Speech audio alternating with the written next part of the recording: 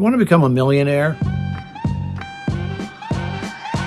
lot of people like me start out with that sentence because we're scammers and we want to get you hooked. In reality, there are a few tips. The first one is you start to work maybe at 20.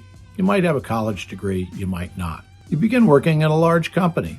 You might work there for years and years and years, even decades. At some point, your salary tends to go up, and that continues for years and years and years.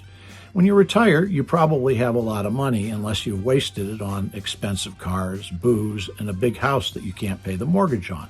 So as you retire, you've got a big nest egg. Going along with Social Security, you may have $5,000 to $10,000 to live on every month. The other path is the entrepreneurial path. You break away from your company and you start a new business. Most of these businesses fail. People either go bankrupt or they have to go back to a big business to work. But some of these work. They usually start out with 1 or 2 employees, and sometimes they end up having 1,000 or 2,000. These people become millionaires, and some of them even billionaires, because they had a great idea, they were disciplined, and they were willing to work their asses off. And asses off is the main thing I want to tell you today. No matter where you go, if you don't work hard, you don't work hard every day, every year, every decade, you're not going to become a millionaire. So becoming a millionaire is a mixed blessing.